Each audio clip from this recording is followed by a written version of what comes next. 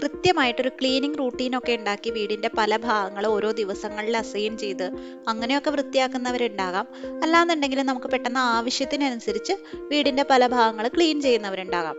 എന്നാൽ നമ്മൾ ഇത്തരത്തിൽ ക്ലീൻ ചെയ്യുന്ന സമയത്ത് അധികം ആരും ശ്രദ്ധിക്കാതെ പോകുന്ന ചില ക്ലീനിങ് മിസ്റ്റേക്സ് കൊണ്ട് നമ്മുടെ വീട് വൃത്തിയാകുന്നതിന് പകരമായിട്ട് നമ്മുടെ വീട് വൃത്തികേടാകാനുള്ള ചാൻസ് ഉണ്ട്.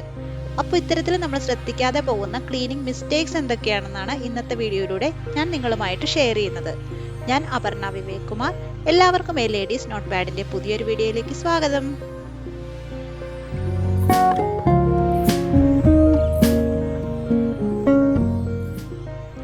വീട് ക്ലീൻ ചെയ്യുന്ന സമയത്ത് വീടിൻ്റെ പല ഭാഗങ്ങളിൽ നമ്മൾ ഒരേ തുണി കൊണ്ട് അല്ലെങ്കിൽ ഒരേ വൈപ്പ് കൊണ്ടൊക്കെ നമ്മൾ തുടയ്ക്കുന്നത് നമുക്ക് എളുപ്പമായിരിക്കാം. കാരണം നമുക്ക് പെട്ടെന്ന് കാര്യങ്ങൾ ചെയ്ത് തീർക്കാനായിട്ട് സാധിക്കും. പെട്ടെന്ന് മാറ്റി ഓരോ തുണികൾ പോയി എടുക്കാനുള്ള മടി, അതുപോലെ പെട്ടെന്ന് കാര്യങ്ങൾ ചെയ്ത് തീർക്കാനുള്ള നമ്മുടെ ആ ഒരു ആഗ്രഹം, അതുകൊണ്ടൊക്കെയാണ് നമ്മളിങ്ങനെ ഒരേ തുണി കൊണ്ട് വീടിൻ്റെ പല ഭാഗങ്ങൾ ക്ലീൻ ചെയ്യുന്നത്.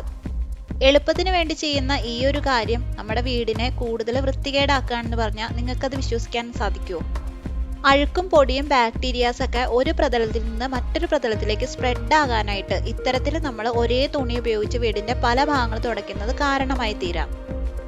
സാധാരണയായി നമ്മുടെ വീടുകളിൽ ക്ലീനിങ്ങിനായിട്ട് ഉപയോഗിക്കുന്നത് ഇതുപോലത്തെ സ്പോഞ്ച് വൈപ്സ് ആയിരിക്കാം. അല്ലാന്നുണ്ടെങ്കിൽ പഴയ ടീഷർട്ടുകളൊക്കെ നമ്മൾ കീറിയിട്ട് അതിൻ്റെ ഓരോരോ ഭാഗങ്ങളായിരിക്കാം. അല്ലാന്നുണ്ടെങ്കിൽ മൈക്രോ ഫൈബർ ക്ലോത്ത്സ് ആയിരിക്കാം. ഇങ്ങനെ ഏത് തരം ക്ലീനിങ് ക്ലോത്ത് ആണോ നിങ്ങൾ ഉപയോഗിക്കുന്നതെന്നുണ്ടെങ്കിൽ അത് വീടിൻ്റെ പല ഭാഗങ്ങൾക്കായിട്ട് പല ക്ലോത്തുകൾ അല്ലെങ്കിൽ പല സ്പോഞ്ച് വൈപ്സ് നമുക്ക് സെപ്പറേറ്റ് ചെയ്ത് ഉപയോഗിക്കുകയാണെന്നുണ്ടെങ്കിൽ ഈ ഒരു കാര്യം നമുക്ക് അവോയ്ഡ് ചെയ്യാം. അതായത് ഈ ബാക്ടീരിയാസ് അതുപോലെ അഴുക്കുകളൊക്കെ ഇങ്ങനെ സ്പ്രെഡ് ആകുന്നത് നമുക്ക് അവോയ്ഡ് ചെയ്യാവുന്നതാണ്. ഇപ്പോൾ സ്പോഞ്ച് വൈപ്സ് ഒക്കെ ആണെങ്കിൽ നമുക്കറിയാം പല കളറിൽ അവൈലബിൾ ആണ്.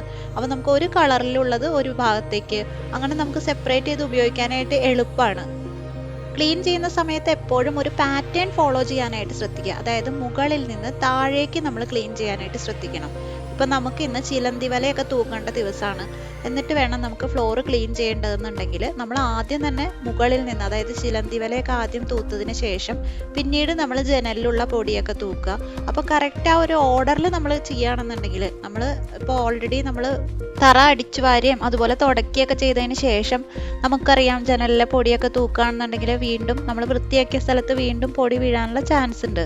അപ്പോൾ കൃത്യമായിട്ട് നമുക്ക് ഇത്തരം ജോലികളുള്ള ദിവസങ്ങളിൽ ആദ്യം മുകളിൽ നിന്ന് താഴേക്ക് ക്ലീൻ ചെയ്യുന്ന വിധത്തിൽ നമ്മുടെ ജോലികളെ നമ്മൾ സെറ്റ് ചെയ്ത് അതിനനുസരിച്ച് നമ്മൾ ക്ലീൻ ചെയ്യാനായിട്ട് ശ്രദ്ധിക്കണം.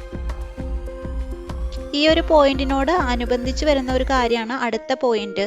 അതായത് ഇപ്പം നമ്മൾ ചിലന്തി വല തൂക്കുക അതുപോലെ തന്നെ ജനലിലെ പൊടികൾ തൂക്കുക എന്നൊക്കെ പറയുന്നത് നമ്മൾ ചിലപ്പോൾ ആഴ്ചയിൽ ഒരിക്കലോ അല്ലെങ്കിൽ മാസത്തിൽ ഒരിക്കലോ ഒക്കെ ചെയ്യുന്ന ജോലിയായിരിക്കാം. പക്ഷെ നമ്മൾ ഡെയിലി ചെയ്യുന്ന ഒരു കാര്യമാണ് നമ്മളിങ്ങനെ സോഫയിലെ പൊടിയൊക്കെ തൂത്തിടുക, അല്ലാന്നുണ്ടെങ്കിൽ നമ്മൾ ബെഡ് അറേഞ്ച് ചെയ്യുക, അത്തരം കാര്യങ്ങളൊക്കെ.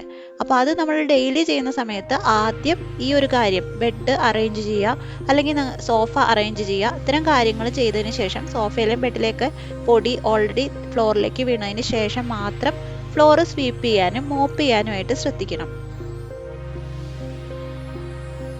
എത്ര വലിയ എക്സ്പേർട്ട് കുക്കാണെങ്കിലും നമ്മൾ കിച്ചണിൽ കുക്കിംഗ് ചെയ്യുന്ന സമയത്ത് എന്തായാലും ചെറിയ ചില സാധനങ്ങളൊക്കെ സ്പില്ലേജസ് ഒക്കെ ഉണ്ടാവാനുള്ള ചാൻസ് ഉണ്ട്.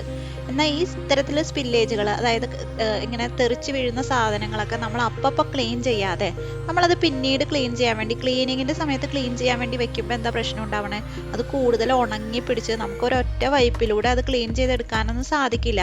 നല്ലോണം ഉണങ്ങി പിടിച്ച് കഴിയുമ്പോൾ പിന്നീട് നമ്മളത് വേറെ എന്തെങ്കിലും ക്ലീനറൊക്കെ ഉപയോഗിച്ച് ക്ലീൻ ചെയ്യേണ്ടതായിട്ട് വരും. അപ്പോൾ സ്പില്ലേജുകൾ ഉണ്ടാകുന്ന സമയത്ത് അപ്പം ക്ലീൻ ചെയ്ത് വൃത്തിയാക്കാനായിട്ട് നമുക്ക് ശ്രദ്ധിക്കാം. ചെറിയ പൊടിയൊക്കെ നമ്മൾ പെട്ടെന്ന് കൈകൊണ്ട് മാനുവലി ക്ലീൻ ചെയ്തെടുക്കാനുള്ള ബുദ്ധിമുട്ട് ഉണ്ടാകുന്ന സമയത്താണ് നമ്മൾ മെഷീൻസിന്റെ ഹെൽപ്പ് തരുന്നത്. ഉദാഹരണത്തിന് വാക്യൂം ക്ലീനർ പോലെയുള്ള മെഷീൻസ്. എന്നാൽ ഇങ്ങനെ വാക്യൂം ക്ലീനർ ഒക്കെ ഉപയോഗിക്കുന്ന സമയത്ത് അത് കൃത്യമായി മെയിൻ്റനൻസ് ചെയ്ത് കൊണ്ടുപോകാനായിട്ട് പലരും ഫെയിൽ ആവാറുണ്ട്.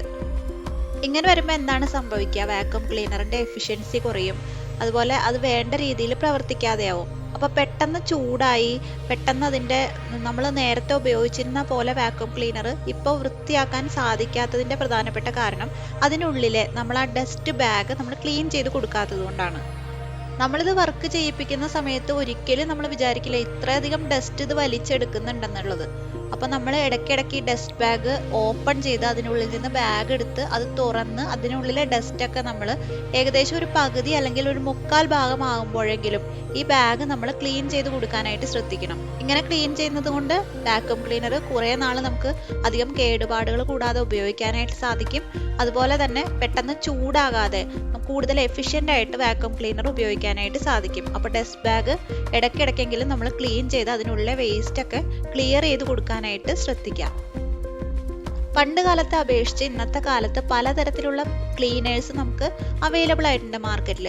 നമ്മൾ സൂപ്പർ മാർക്കറ്റിലൊക്കെ പോവുകയാണെങ്കിൽ ഇപ്പോൾ കൗണ്ടർ ടോപ്പ് ക്ലീൻ ചെയ്യാനാണെങ്കിൽ തന്നെ എത്ര തരം ബ്രാൻഡുകളുടെ എത്ര തരം പ്രോഡക്റ്റ്സ് ആണല്ലേ.